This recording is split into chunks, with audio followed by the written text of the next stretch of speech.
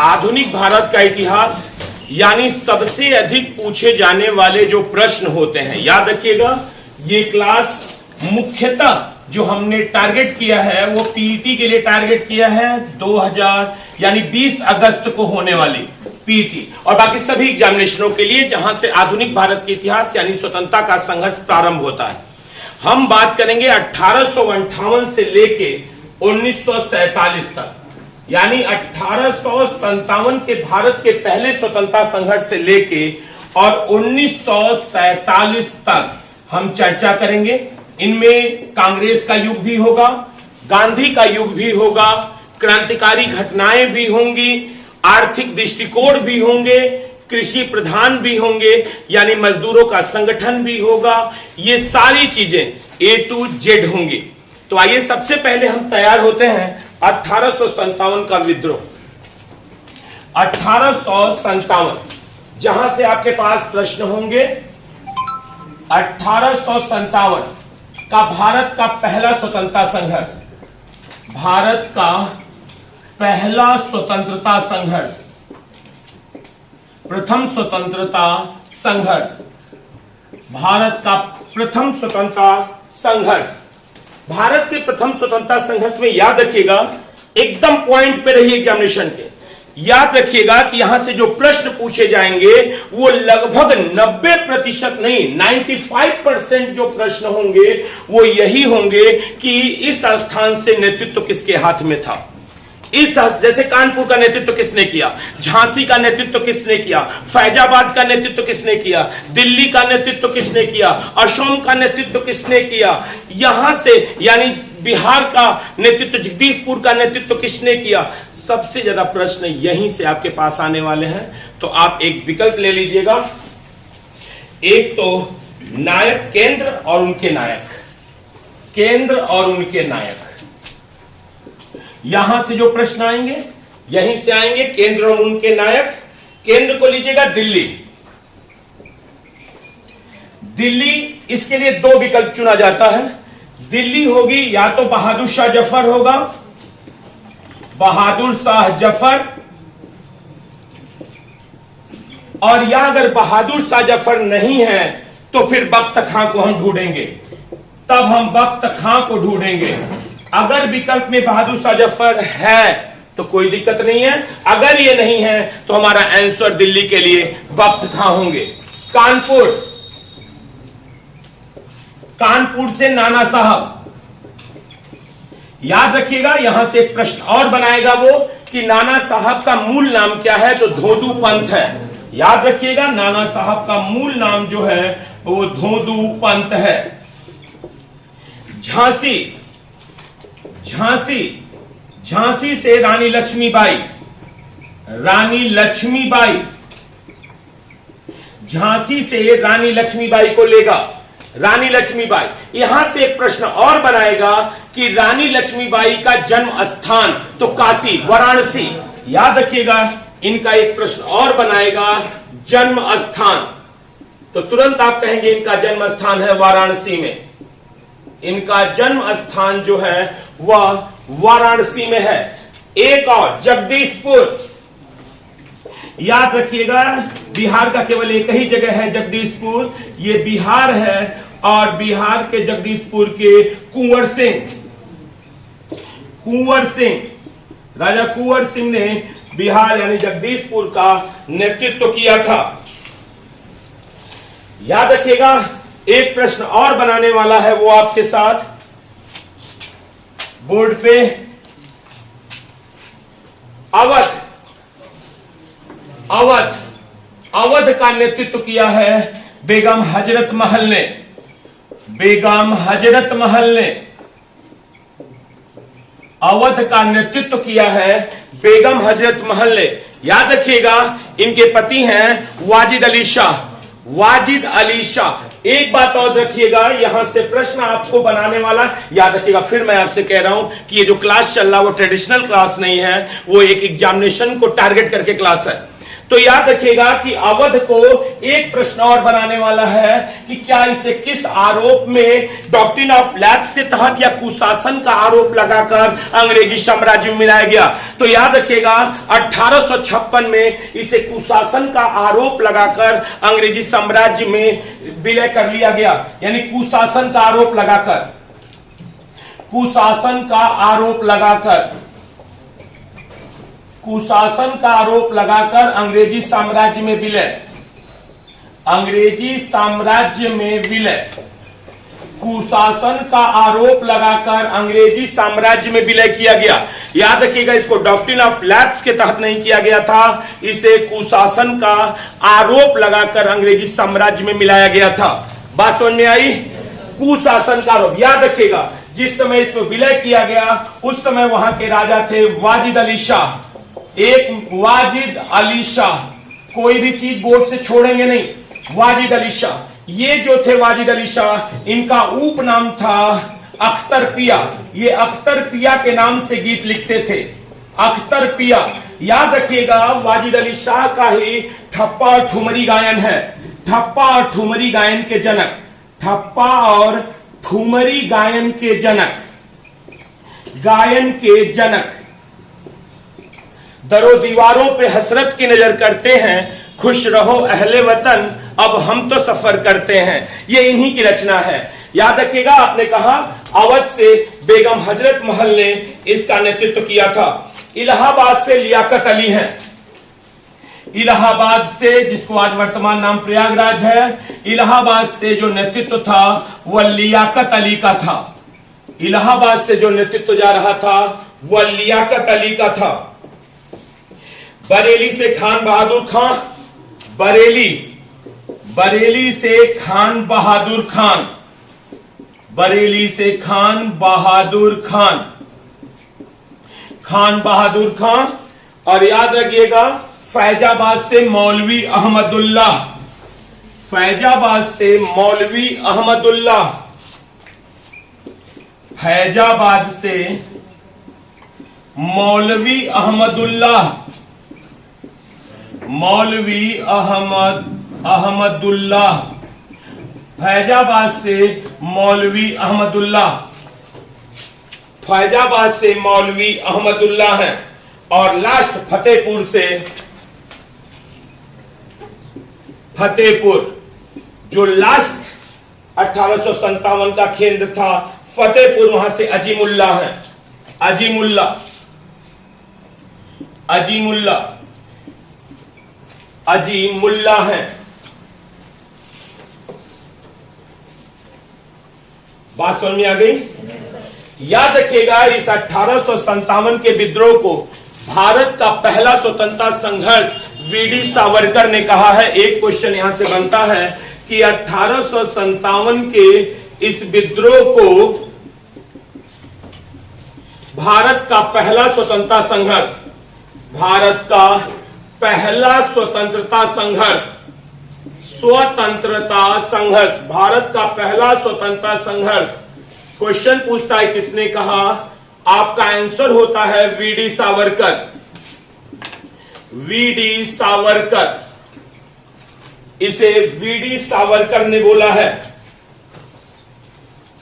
इसको राष्ट्रीय विद्रोह किसने कहा, इसको राष्ट्रीय विद्रोह डिजायरली ने कहा, इसको राष्ट्रीय विद्रोह डिजायरली ने कहा, इसको राष्ट्रीय विद्रोह डिजायरली ने कहा।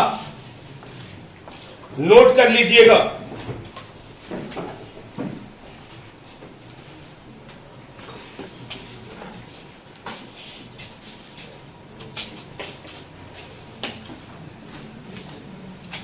बर्बरता और सभ्यता के बीच युद्ध किसने कहा, बर्बरता और सभ्यता के बीच युद्ध,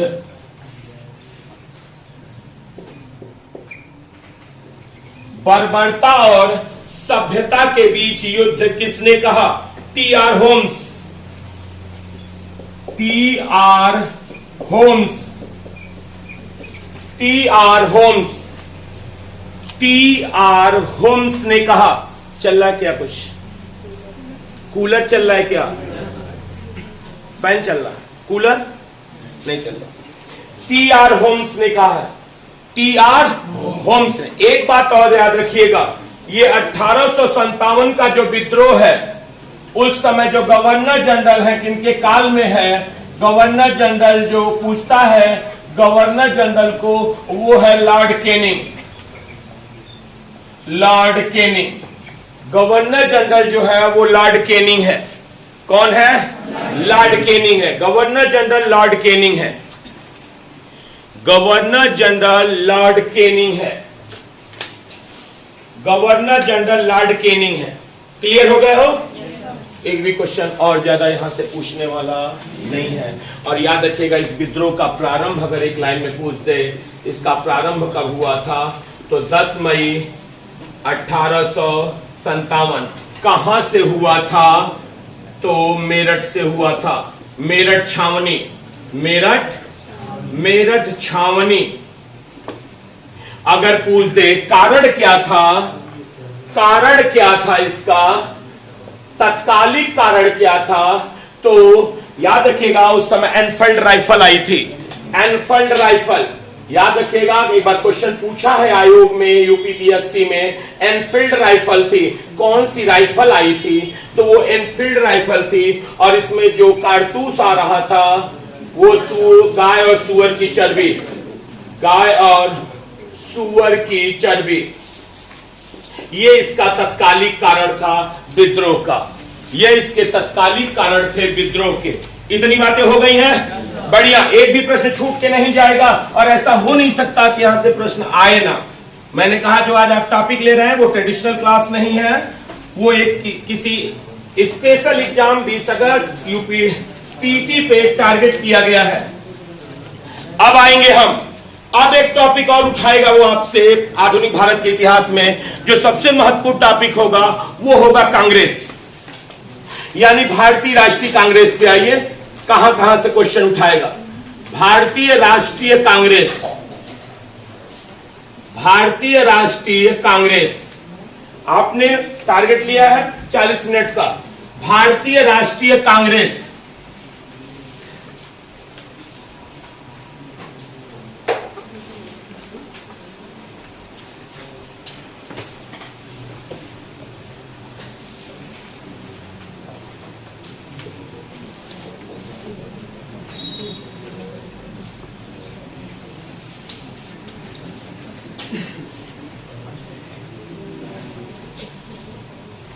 ध्यान दीजिएगा, अगर हम भारतीय राष्ट्रीय कांग्रेस को कहें तो इसका पूर्व नाम भारतीय राष्ट्रीय संघ, इसका पूर्व नाम है भारतीय राष्ट्रीय संघ।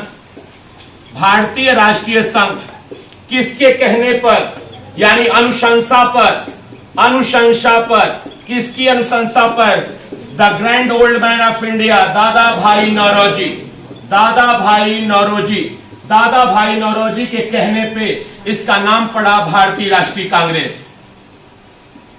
भारतीय राष्ट्रीय कांग्रेस, भारतीय राष्ट्रीय कांग्रेस, इसका नाम पड़ा हुआ है भारतीय राष्ट्रीय कांग्रेस। तो हम सबसे पहले भारतीय राष्ट्रीय कांग्रेस को देख रहे हैं। भारतीय राष्ट्रीय संघ इसका नाम था, दादा भाई के कहने पर इसका नाम पड़ा भारतीय राष्ट्रीय कांग्रेस। याद रखिएगा इसका जन्म हुआ है 28 दिसंबर 1885। ये स्थापना इसकी हुई है, स्थापना 28 दिसंबर 1885 ये हुई है। संस्थापक है ए.ओ. ह्यूम, संस्थापक ए.ओ. ह्यूम, संस्थापक है ए.ओ. ह्यूम। प्रथम अध्यक्ष डब्ल्यू.सी. बनर्जी, प्रथम अध्यक्ष है डब्ल्यू.सी. बनर्जी, प्रथम अध्यक्ष है डब्ल्यू.सी. बनर्जी। प्रथम महामंत्री, इसके प्रथम महामंत्री हैं ए.ओ. Hume, A.O.. ह्यूम, इसके प्रथम महामंत्री हैं ए.ओ. ह्यूम। ये पहला, इसका जो पहला सम्मेलन हो रहा है, पहला सम्मेलन वो हो रहा है बंबई में, बंबई में हो रहा है। होने वाला था कोलकाता में, कलकत्ता में, उस समय इसका नाम कलकत्ता था, कलकत्ता में, लेकिन कलकत्ता में आ गया प्लेग और इस वजह से इसका स्थान चेंज कर दिया गया और स्थान था बंबई, ग्वालियर टैंक पे। क्लियर? बंबई के ग्वालियर टैंक में इसका पहला सम्मेलन हुआ था, जिसके अध्यक्ष बने थे डब्ल्यूसी बनर्जी, महामंत्री थे आपके एओ ह्यूम, पहले महामंत्री। इतनी बातें क्लियर हो गई हैं? क्लियर? बढ़िया। आते हैं टॉपिक पे, हटा दे इसको, रुक जाना, अब यहां आना। प्रथम मुस्लिम अध्यक्ष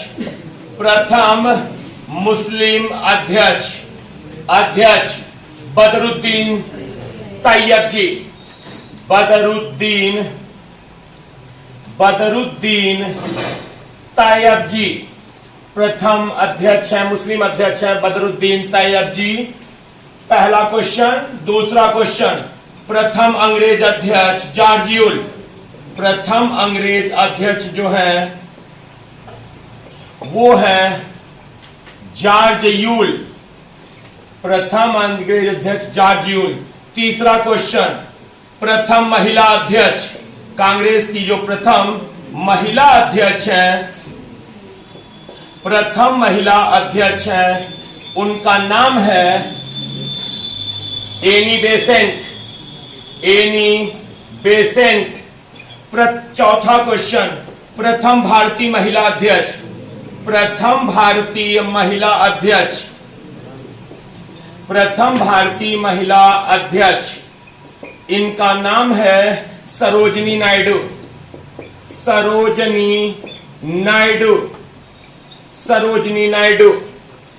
इनका नाम है सरोजनी नायडू। पांचवा क्वेश्चन, स्वतंत्रता के समय भारतीय राष्ट्रीय कांग्रेस का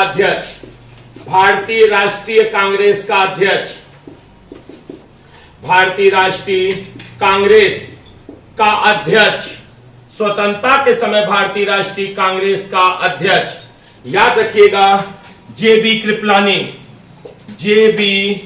कृपलानी। जब भारत स्वतंत्र हुआ उस समय भारतीय राष्ट्रीय कांग्रेस के अध्यक्ष थे जेबी कृपलानी। याद रखिएगा 1940 से लेके 1946 तक केवल एक ही व्यक्ति अध्यक्ष पद पर रहा कांग्रेस के, वो थे मौलाना अबुल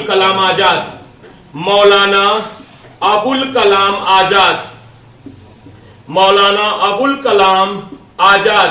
ये ऐसे व्यक्ति हैं जो 1940 से लेके 1946 तक भारतीय राष्ट्रीय कांग्रेस के अध्यक्ष हैं और सबसे कम उम्र में बनने वाले अध्यक्ष हैं, सबसे कम उम्र में बनने वाले अध्यक्ष हैं। याद रखिएगा, फिर कह रहे हैं सबसे कम उम्र में बनने वाले अध्यक्ष हैं। और याद रखिएगा यही मौलाना अबुल कलाम आजाद हैं जो 3 लोगों से मिलते हैं। याद रखिएगा, क्वेश्चन पूछता है कि कांग्रेस का प्रतिनिधित्व किसने किया, तो याद रखिएगा क्रिप्स मिशन 1942 में आता है, क्रिप्स मिशन 1942, इसमें भी वो मौलाना अबुल कलाम आजाद ही कांग्रेस का प्रतिनिधित्व कर रहे हैं क्योंकि यहां पर वो अध्यक्ष हैं। बेवेल योजना 1945 और यहीं पे कैबिनेट मिशन 1946, कैबिनेट मिशन आता है 1946 में, कैबिनेट मिशन आता है 1946 में, कैबिनेट मिशन 1946 में। और यहां पर भी मौलाना अबुल कलाम आजाद ही कांग्रेस के अध्यक्ष बने हुए हैं, यानी सबसे कम उम्र बनने वाले कांग्रेस के अध्यक्ष हैं मौलाना अबुल कलाम आजाद। मौलाना अबुल कलाम आजाद 1940 से 1946 तक जो भी घटनाएं होंगी, और यदि आपसे पूछ दे कि कांग्रेस का प्रतिनिधित्व किसने किया, बिना सोचे समझे जवाब दीजिएगा मौलाना अबुल कलाम आजाद।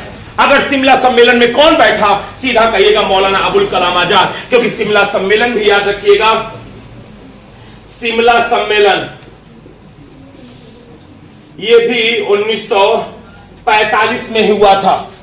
कब से कब तक, कब से कब तक कौन बताएगा? 25 जून से 14 जुलाई, 25 जून से 14 जुलाई, 14 जुलाई। और याद रखिएगा इसी 14 जुलाई को लॉर्ड वेवेल ने शिमला को असफल घोषित कर दिया। शिमला सम्मेलन को क्वेश्चन पूछेगा कि लॉर्ड वेवेल ने शिमला सम्मेलन को असफल घोषित कब किया?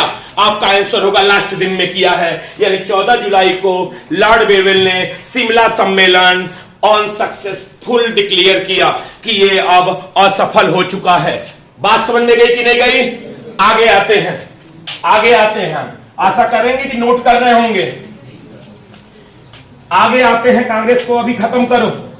अब मनो खत्म हो रही है मनो।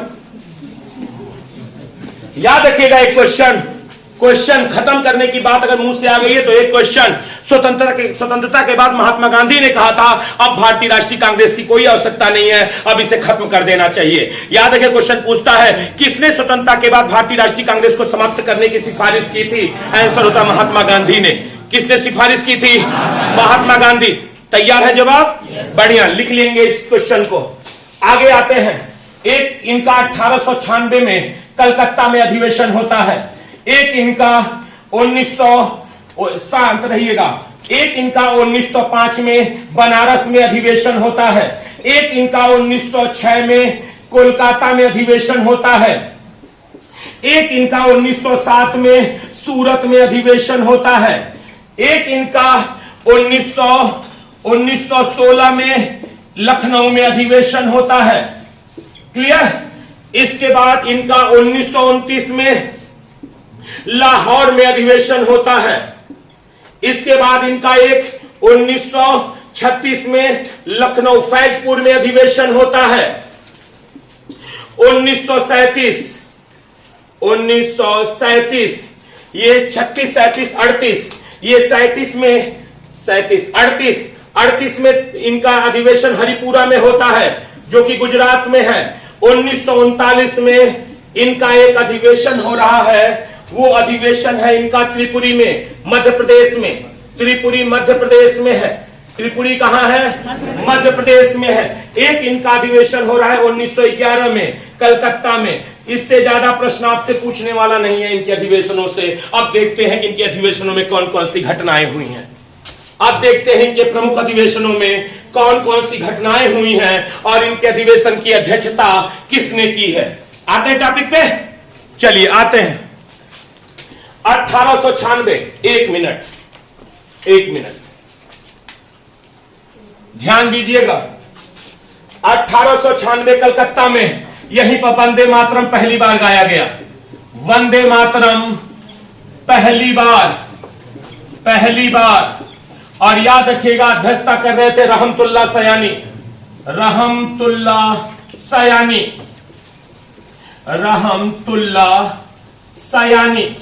इनकी अध्यक्षता रहमतुल्लाह सयानी कह रहे थे।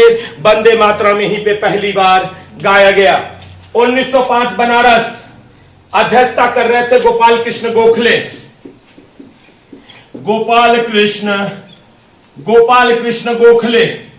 और यहीं पर स्वराज्य का प्रस्ताव लाया गया। स्वराज का प्रस्ताव लाया गया। बात जा रही है? आगे आते हैं। 1906 कलकत्ता अधिवेशन। हमारे the grand old man of India है यहाँ पे, दादा भाई नौरोजी। यहां अध्यक्षता कर रहे हैं दादा भाई नौरोजी। यहाँ पे स्वराज्य शब्द पारित किया जा रहा है। यहाँ पे स्वराज शब्द पारित हो गया। ये प्रस्ताव स्वराज शब्द पारित हो गया। 1907 के सूरत में रास बिहारी घोष बैठे हुए हैं। यहां पे झगड़ा होगा। रास बिहारी घोष बैठे हुए हैं। याद रखिएगा, बोस नहीं घोष। बोस कहेंगे तो गरम दल हो जाएगा, घोष कहेंगे तो नरम दल हो जाएगा। इस समय गरम दल और नरम दल दोनों के बीच में बाबू गुत्था है। और यहीं रास बिहारी घोष आते हैं और यहीं पर नरम दल वाले गरम दल को कांग्रेस से बाहर कर देते हैं। यानी इसी को सूरत विभाजन के नाम से जानते हैं। गरम दल और नरम दल अलग, नरम दल अलग। इसी को कहते हैं सूरत विभाजन। क्या कहते हैं? इसी को कहते हैं सूरत विभाजन। इसी को क्या कहते हैं? सूरत विभाजन। आते हैं 1911 कलकत्ता अधिवेशन में। 1911 कलकत्ता अधिवेशन में अध्यक्ष है, अध्यक्ष कौन यहां पे बैठा हुआ है? विशन नारायण धर। बहुत बढ़िया, विशन नारायण धर बैठे हुए हैं, विशन नारायण धर बैठे हुए हैं। याद रखिएगा, जनगण मन पहली बार गाया जा रहा है यहां पे। जनगण मन पहली बार, जनगण मन आपका राष्ट्रीय गान पहली बार, जनगण मन पहली बार गाया जा रहा है। अध्यक्ष हैं विशन नारायण धर। आगे आते हैं 1916 लखनऊ में। 1916 लखनऊ में कौन बैठा हुआ है अध्यक्ष पद पे? अंबिका चरण मजूमदार बैठे हुए हैं। बहुत बढ़िया, अंबिका चरण मजूमदार, अंबिका चरण मजूमदार बैठे हुए हैं। याद रखिएगा, लखनऊ पैक्ट के नाम से जाना जाता है। किस नाम से? लखनऊ समझौता, लखनऊ समझौता। और यह समझौता हो रहा है कांग्रेस और मुस्लिम लीग तथा गरम और नरम दल, कांग्रेस और मुस्लिम लीग के बीच तथा कांग्रेस के गरम तथा नरम दल के बीच, गरम तथा नरम दल के बीच। बात समझ में आ गई है? बोलोगे हां? बढ़िया।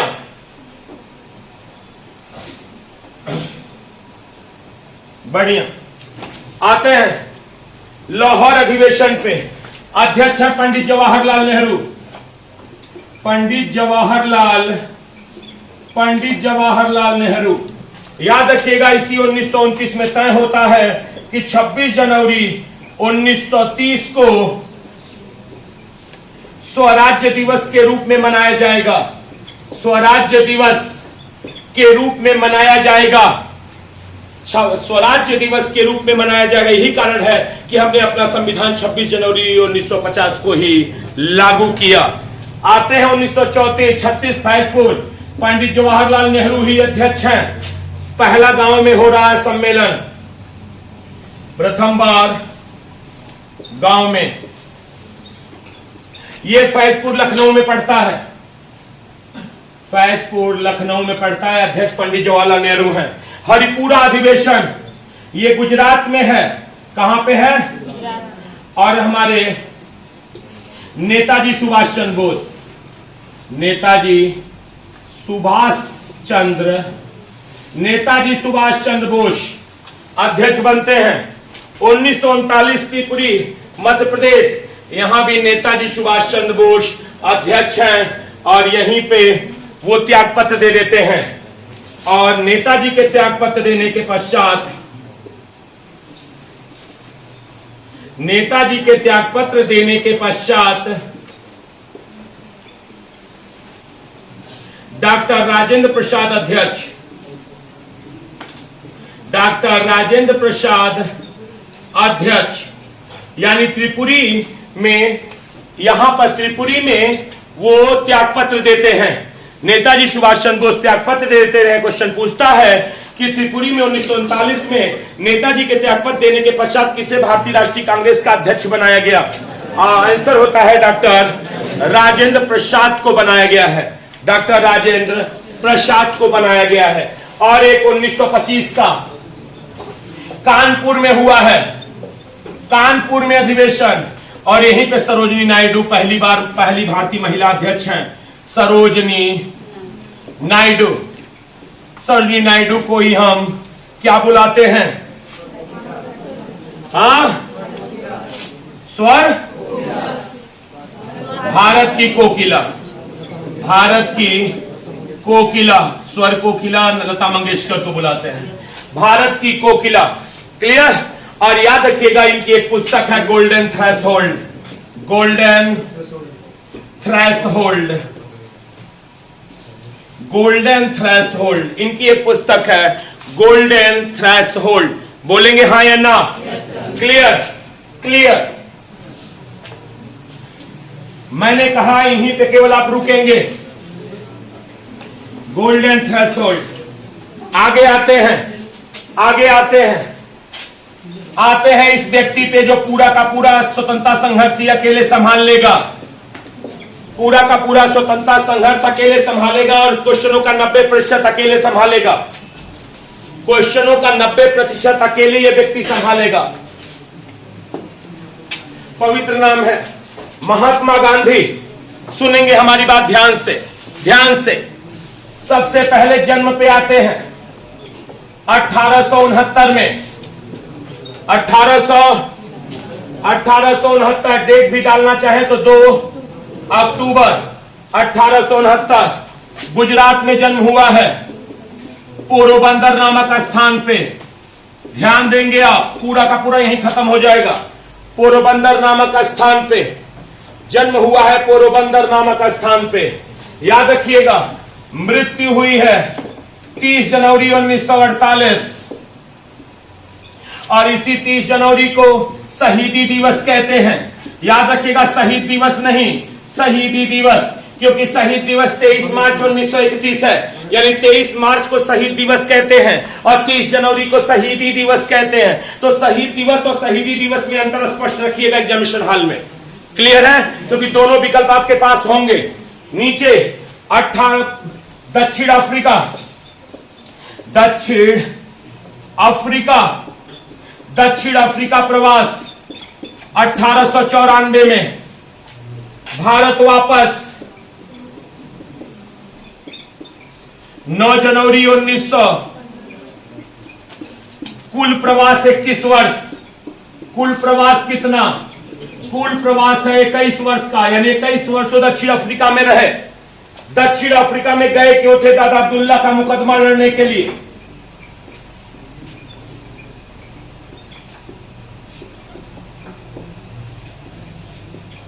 दादा अब्दुल्ला का मुकदमा लड़ने के लिए गए थे वो। दक्षिण अफ्रीका गए थे दादा अब्दुल्ला का मुकदमा लड़ने के लिए। दादा अब्दुल्ला का मुकदमा, सुनिएगा, 9 जनवरी एक डेट दिखाई दे रही है। लक्ष्मीमल सिंघवी ने हमसे कहा था कि इस डेट को भारतीय प्रवासी दिवस बना दो।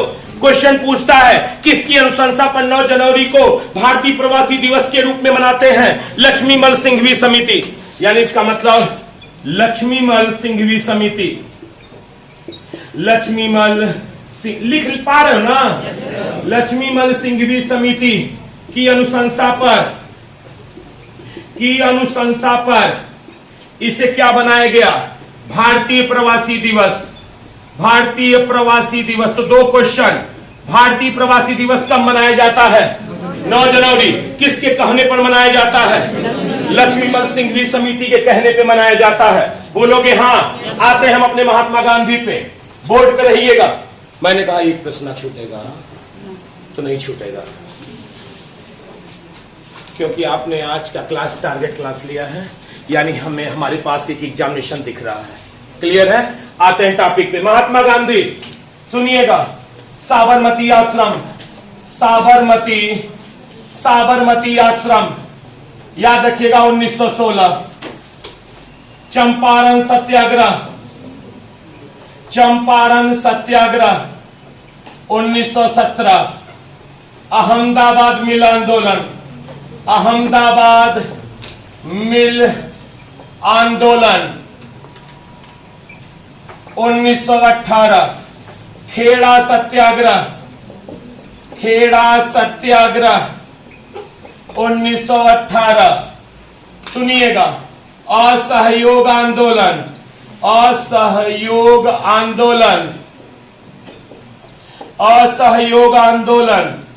1 अगस्त 1920। 1 अगस्त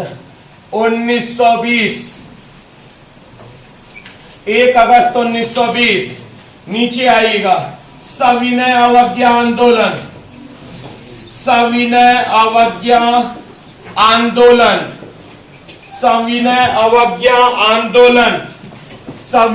अवज्ञा आंदोलन 12 मार्च 1930 से 6 अप्रैल 1930 तक।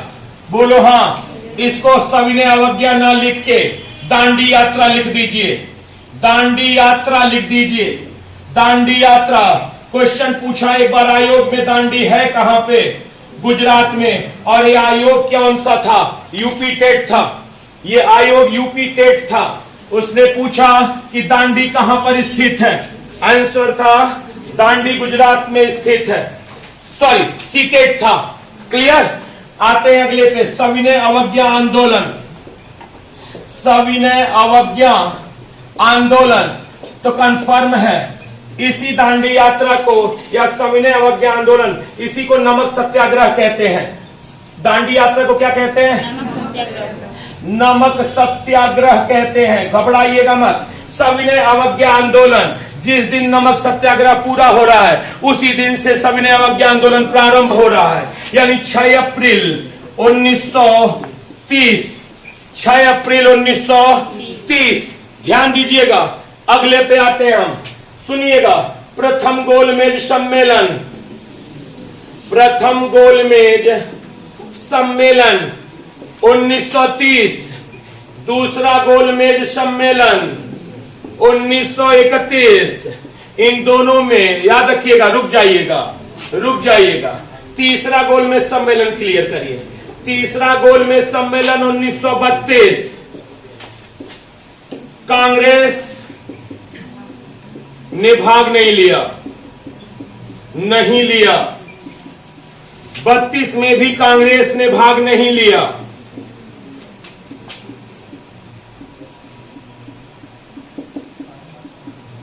उन्नीस 1931 में कांग्रेस की तरफ से महात्मा गांधी ने भाग लिया। महात्मा गांधी ने भाग लिया।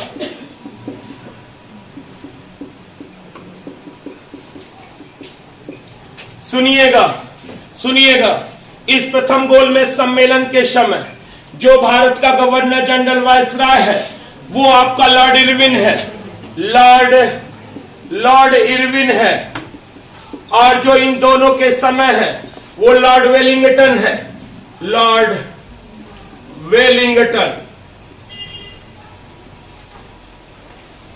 वेलिंगटन है। वो बच्चा नहीं है क्या?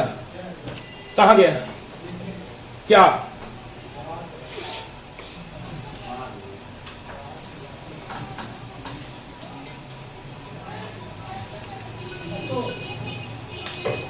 लॉर्ड वेलिंगटन है। अब यहां ध्यान दीजिए। किधर मोबाइल है हमारे?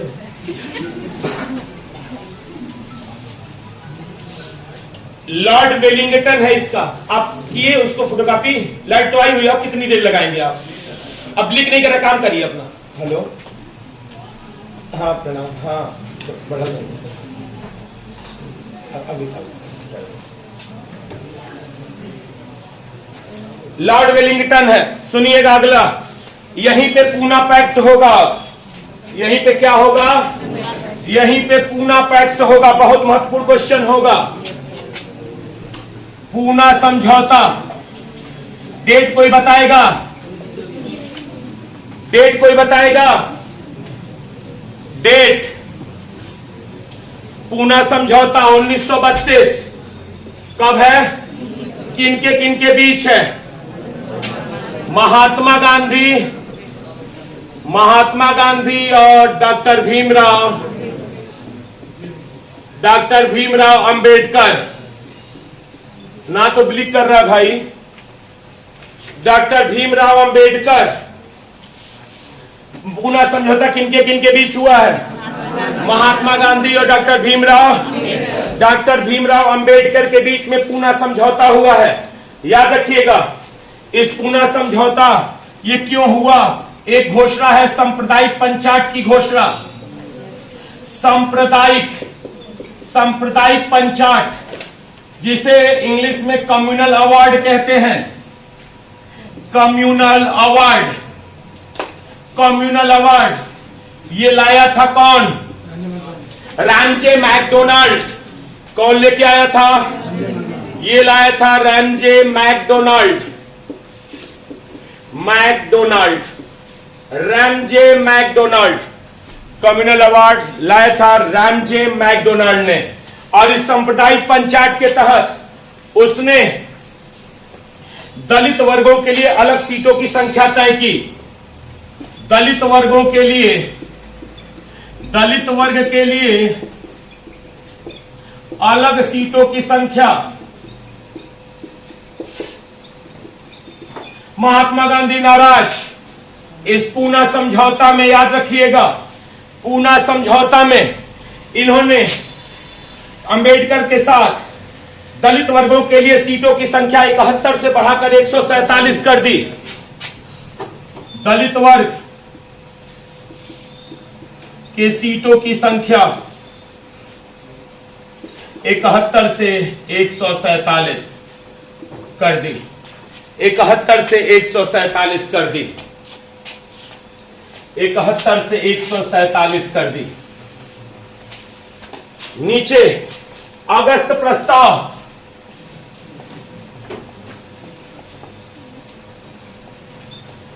(1940) व्यक्तिगत सत्याग्रह,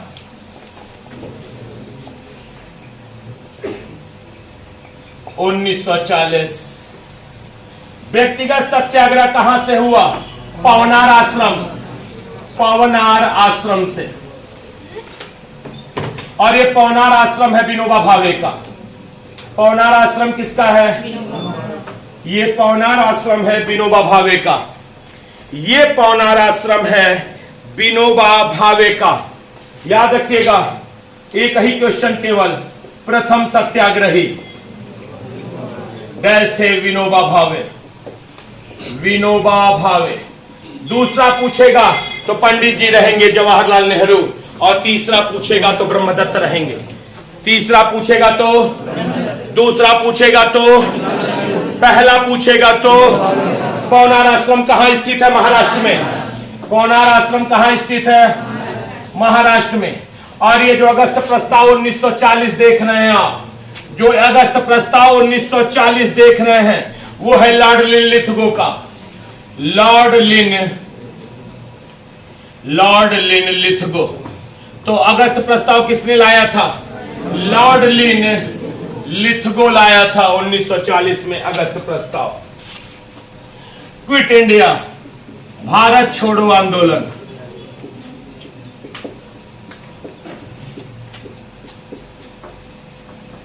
प्रारंभ हुआ है 9 अगस्त 1942, घोषणा हुई है 8 अगस्त 1942।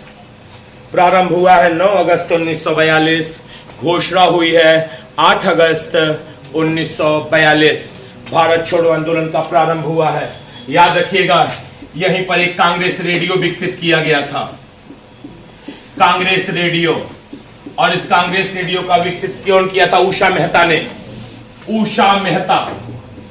उषा मेहता ने। और यहीं पे रेडियो पर राम मनोहर लोहिया रोजाना बोलते थे। राम मनोहर लोहिया।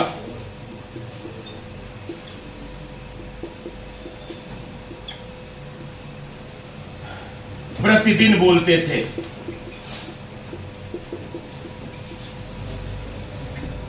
प्रतिदिन बोलते थे।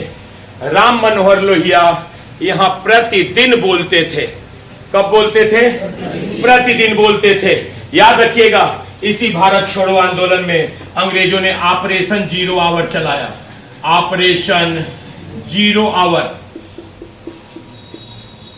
0 आवर। इसका मतलब था कि कांग्रेस के बड़े नेताओं को गिरफ्तार किया गया। कांग्रेस के बड़े नेताओं को गिरफ्तार। कांग्रेस के बड़े नेताओं को गिरफ्तार।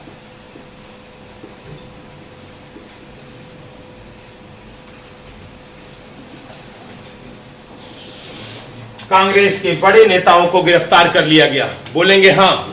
बढ़िया। अब यहां से प्रश्न नहीं है। अब यहां से प्रश्न नहीं है। आपके लिए यहां से प्रश्न नहीं है। मैंने कहा कि आपने एक एग्जाम टारगेट किया है। एग्जाम के हिसाब से प्रश्न भी होते हैं। अगर यही यूपीएससी का टारगेट करते तो बहुत अंदर जाना पड़ता। यही यूपीपीएससी का टारगेट करते थोड़ा सा और ऊपर रहता। पीटी का आपने टारगेट किया है आज के एग्जामिनेशन को लेके, तो इसका लेवल यहीं तक होगा, इससे कठिन लेवल होने वाला नहीं है। अगले पे आते हैं, सुन लेना मेरी बात थोड़ी सी ध्यान से। हम थोड़े से अपने क्रांतिकारी भाइयों पे आते हैं, क्रांतिकारियों पे आ जाते हैं, इनसे बनने वाले प्रश्न को देख लेते हैं। क्रांतिकारियों पे आते हैं तो अगर मैं सबसे पहले क्रांतिकारी का नाम लूं, बाल गंगाधर तिलक, बाल गंगाधर तिलक का नाम लूंगा, बाल गंगाधर तिलक, बाल गंगाधर तिलक। याद रखिएगा, नाम लिया जाता है लाल का, बाल का और पाल का, लाल बाल पाल। लाल का मतलब है लाला लाजपत राय, क्रांतिकारी यानी गरम दल, लाला लाजपत राय, पंजाब केसरी के नाम से जाने जाते हैं। बाल का मतलब है बाल गंगाधर तिलक, बाल गंगाधर तिलक, और पाल का मतलब है विपिन चंद्र पाल, विपिन चंद्र पाल, विपिन चंद्र पाल। लाल बाल पाल, ये तीनों गरम दल के मुख्य आधार हैं। लाल बाल पाल तीनों गरम दल के मुख्य आधार हैं। बोलेंगे हाँ या ना? आते हैं टॉपिक पे। 1894 और 1896, 94 में गणपति उत्सव मना दिया, महाराष्ट्र में क्या मनाया? गणपति उत्सव मनाया, और 1896 में शिवाजी उत्सव मना दिया, शिवाजी उत्सव। पहला काम कर दिया, गीता रहस्य की इनकी पुस्तक है, आते हैं पुस्तकों पे भी आ जाते हैं इनके। Maratha Kesari, Gita Rahasya, the Arctic home of the Aryan, the Arctic home of the Aryan, the Arctic home of the Aryan. सुनना प्रश्न कैसे उठाएगा। मराठा किस भाषा में लिखी गई पुस्तक है? कहना अंग्रेजी में, कहेगा केसरी, कहना मराठी में, और गीता रहस्य जानते ही हैं बाबू, वो संस्कृत और the Arctic home of the Aryan में वो कहते हैं आर्यों का मूल स्थान उत्तरी ध्रुव, आर्यों का मूल स्थान उत्तरी ध्रुव है। याद रखिएगा, इसी गीता रहस्य का एक कोट उठाया और अपने केसरी में छाप दिया, और चापेकर बंधु उत्तेजित हो उठे। उन्होंने कहा कि अगर 1 इंच भी भूमि कोई लेता है तो उसकी हत्या करना पाप नहीं है। भगवान श्री कृष्ण का गीता का रहस्य, लेकिन गीता हल्की नहीं है जिसके शाब्दिक अर्थों को ही केवल पहचाना जा सके। लेकिन चापेकर बंधुओं ने उसके शाब्दिक अर्थों को ग्रहण किया और उन्होंने प्लेग अधिकारी रेमंड की गोली मारकर हत्या कर दी। अब जब हत्या हो गई तो आप जानते हैं कि हत्या करने वाला और हत्या को प्रेरित करने वाला दोनों दोषी है। अतः हत्या करने वाले तो दोषी पाए गए, इन्हें फांसी दी गई, और विष्णु चापेकर और बाबू बंधु जो थे, एक ने बाबू अपने आप आत्महत्या कर ली और दूसरे को फांसी दे दी गई। लेकिन इसके लिए अंग्रेजी न्यायालय ने हमारे बाल गंगाधर तिलक को दोषी पाया, क्योंकि उन्होंने उत्तेजना भरी थी। और पहली बार पत्रकारिता के क्षेत्र में जेल जाने वाले बाल गंगाधर तिलक बने। 6 वर्ष की कठोर कारावास हुई। यानी याद रखिएगा, पत्रकारिता के क्षेत्र में जेल जाने वाले पहले व्यक्ति, पत्रकारिता के क्षेत्र में जेल जाने वाले पहले व्यक्ति, पत्रकारिता के क्षेत्र में जेल जाने वाले पहले व्यक्ति बाल गंगाधर तिलक। पत्रकारिता के क्षेत्र में जेल जाने वाले पहले व्यक्ति बाल गंगाधर तिलक, बाल गंगाधर तिलक। बात समझ में आ गई है? आ गई है। आगे आते हैं, इनके क्वेश्चनों से हटते हैं हम, इनके क्वेश्चनों से हटते हैं, ध्यान दीजिएगा। आते हैं हम बाबू, रुक जाइएगा, हम 1924 पे आते हैं, 1924 पे आते हैं। 1924 में आचार्य की स्थापना कराते हैं, और आचार्य की स्थापना कानपुर में कराते हैं, और कानपुर में करने वाले हैं सचिंद्रनाथ सान्याल, सचिंद्रनाथ सान्याल। इनकी एक पुस्तक देते हैं, पुस्तक बंदी जीवन। इनकी एक पुस्तक है बंदी जीवन, पुस्तक है इनकी बंदी जीवन। याद रखिएगा, यही लोग हैं, चारे के लोग, हिंदुस्तान रिपब्लिकन एसोसिएशन के लोग हैं जो 1925 में काकोरी षड्यंत्र के कांड करते हैं। यानी यही चारे के लोग हैं जो 1925 में काकोरी षड्यंत्र कांड करते हैं। और कांड करने पर याद रखिएगा, हमारे राम प्रसाद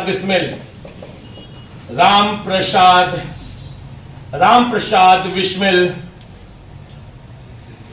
गोरखपुर जेल में फांसी होती है।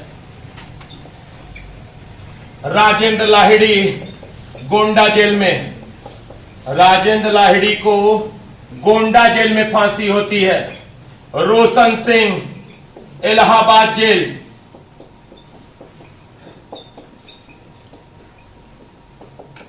और हमारे अशफाक उल्ला खां को फैजाबाद जेल, अशफाक उल्ला खां फैजाबाद जेल।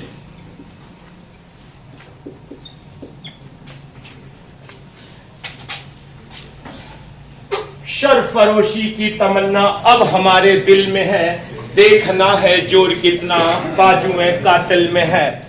राम प्रसाद बिस्मिल। बात समझ में आई? नहीं आई? आगे इन्हीं का एक बाबू बड़ा group HSRA, Hindustan Socialist Republican Association, HSRA, Hindustan Socialist Republican Association, Delhi, Firoz Shah Kotla का मैदान, 1928, दिल्ली, फिरोज शाह कोटला का मैदान है। 1928 फिरोज शाह कोटला का मैदान है। याद रखिएगा, दो विकल्प देगा, भगत सिंह भी देगा, चंद्रशेखर आजाद भी देगा। अगर चंद्रशेखर आजाद विकल्प में नहीं होंगे तो भगत सिंह आंसर बनेंगे, दोनों विकल्प में होंगे तो चंद्रशेखर आजाद आंसर बनेंगे। क्लियर? यानी इसका मतलब हमारे पास दो विकल्प होंगे, भगत सिंह का इंतजार हम करेंगे और चंद्रशेखर आजाद का इंतजार करेंगे। चंद्रशेखर आजाद था, आजाद हूं और आजाद रहूंगा। क्लियर? बढ़िया। याद रखिएगा, फिर मैं कहना चाहता हूं, प्राथमिकता मेरी चंद्रशेखर आजाद पे होगी। अगर ये विकल्प में दिखाई ना दें, अगर चारों विकल्प में चंद्रशेखर आजाद दिखाई ना दें तो बाबू सेकंड को लेने में दिक्कत नहीं है, भगत सिंह हमारे आंसर हो जाएंगे। लेकिन अगर दोनों विकल्प में हो तो, अगर चंद्रशेखर आजाद विकल्प में नहीं है तो आंसर होंगे इन्हीं के सदस्यों ने। याद रखिएगा, 1927 में साइमन कमीशन की घोषणा हुई, साइमन कमीशन, और साइमन कमीशन 1928 में भारत आया। साइमन कमीशन भारत आया।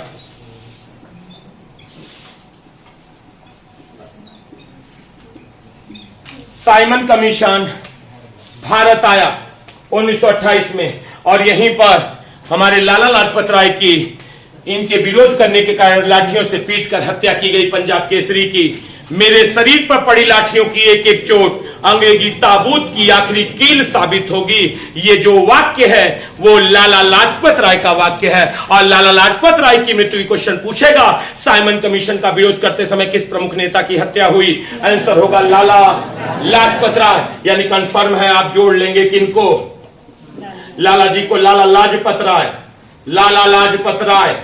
इनको हम पंजाब केसरी के नाम से भी जानते हैं, पंजाब केसरी। याद रखिएगा, इस पंजाब केसरी की एक पुस्तक है अनहैप्पी इंडिया, अनहैप्पी इंडिया। इनकी एक पुस्तक है अनहैप्पी इंडिया। और यही जब इस HSRA के सदस्यों ने हमारे लाला जी के हत्या का बदला लिया, इसी षड्यंत्र कांड को हम लाहौर षड्यंत्र कांड कहते हैं। क्या कहते हैं? और इसी लाहौर षड्यंत्र कांड के कारण ही 23 मार्च 1931 को भगत सिंह, राजगुरु और सुखदेव को फांसी हुई। यानी 23 मार्च 1931 भगत सिंह, राजगुरु, सुखदेव।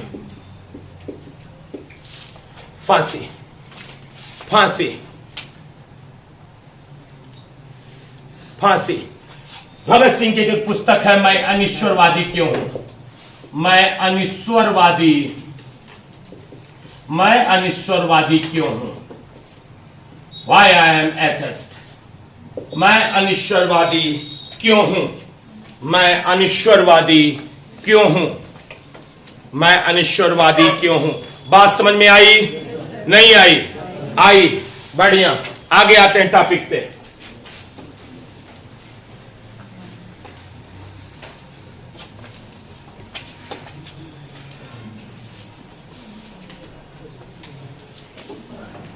कुछ प्रमुख घटनाएं।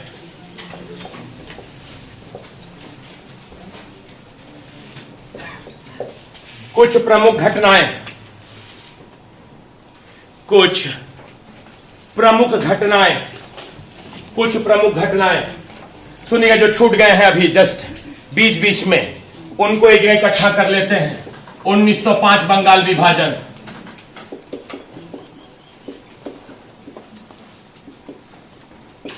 1905 बंगाल विभाजन, 1919 रॉलेट एक्ट,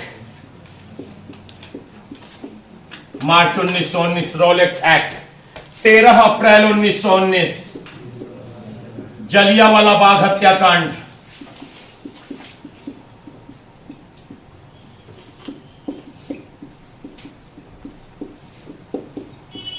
जलियांवाला बाग हत्याकांड,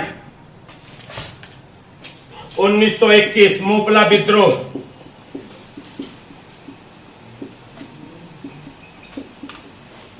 1923 स्वराज पार्टी की स्थापना, स्वराज पार्टी की स्थापना, स्वराज पार्टी की स्थापना,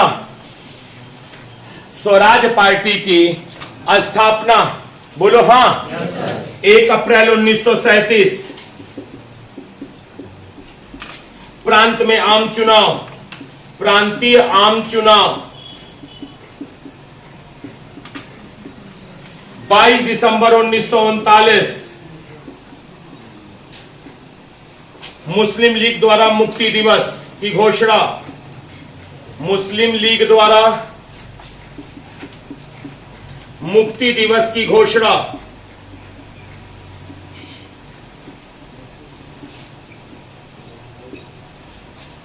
मुस्लिम लीग द्वारा मुक्ति दिवस की घोषणा।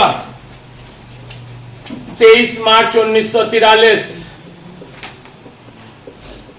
पाकिस्तान दिवस, 16 अगस्त 1946 प्रत्यक्ष कार्यवाही दिवस,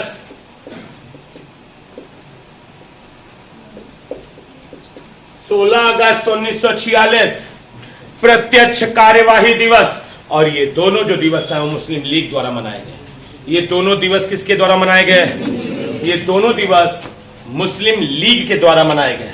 अब दो चीजों को अगले संडे के लिए छोड़ते हैं, क्योंकि हमारे पास एक संडे और है।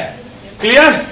तो अगले संडे के लिए, जिसमें हम सामाजिक धार्मिक आंदोलन, थोड़ा सा मध्यकाल का महत्वपूर्ण क्वेश्चन, एंशिएंट का महत्वपूर्ण क्वेश्चन, और साथ ही किताबों के नाम, क्लियर, एक जगह इकट्ठा करेंगे।